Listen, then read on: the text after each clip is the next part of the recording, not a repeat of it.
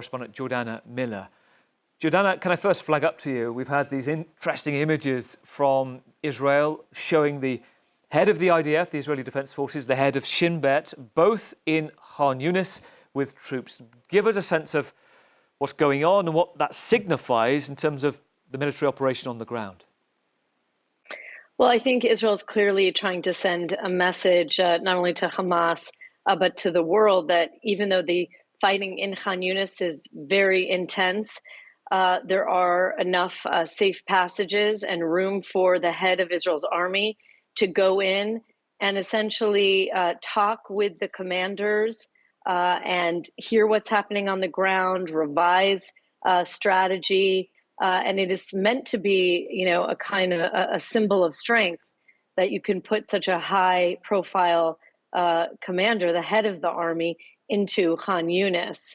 Having said that, the combat in Khan Younis and around is intense. It is the most fierce fighting we've seen really since Israel launched its ground offensive. And many here believe it will remain intense for weeks, not just days. We are seeing that in not only the death toll on the Gaza side rising, now above 17,000.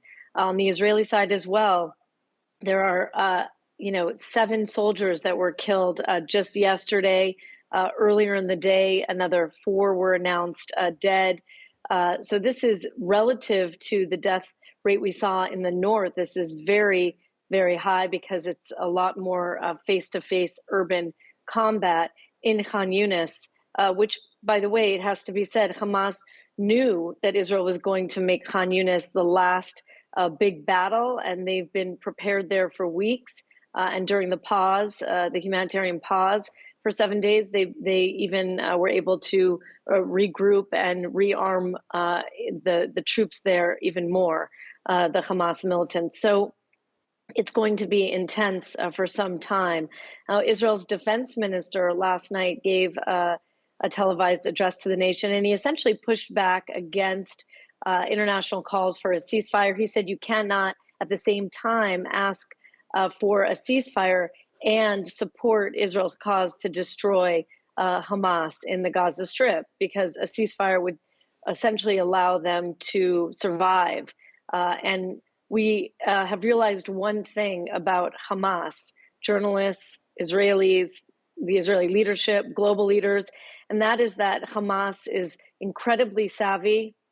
They will take as much time as they need to rebuild and reconstitute their tunnels. They did it over a decade under the watch of the world, pretending in a sense that they were more moderate, that they were interested in a truce, even sharing intel with Israel to make it seem that they were not in a position to launch a major attack. So essentially, Hamas cannot be trusted in any way. And so Defense Minister Gallant saying, if the international community believes Hamas should not be in the Gaza Strip at all, then they have to stop their calls for a ceasefire, a humanitarian ceasefire. It's not going to happen right now. This is going to be weeks of war.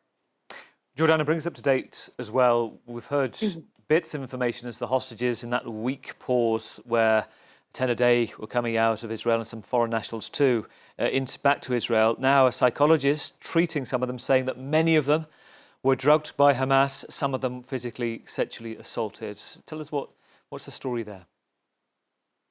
Right, we're hearing, as we expected, some of the horrible conditions, the psychological torture that these hostages underwent.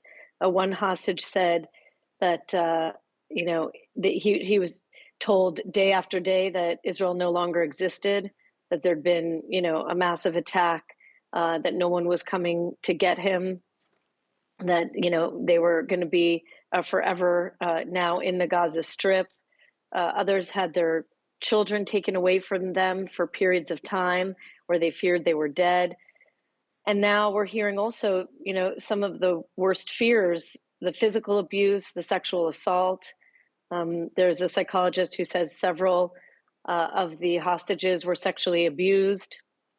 Even one hostage now coming forward and saying that other hostages told her while they were in captivity that they were sexually assaulted.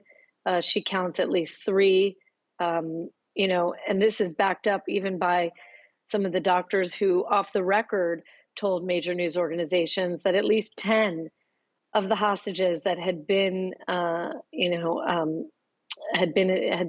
treated, that at least 10 of them had been sexually assaulted. And in that group were not only women, but men. Jordanna, thank you for the context. As always, Jordanna Miller, the ABC correspondent in Jerusalem. Thanks, Gavin.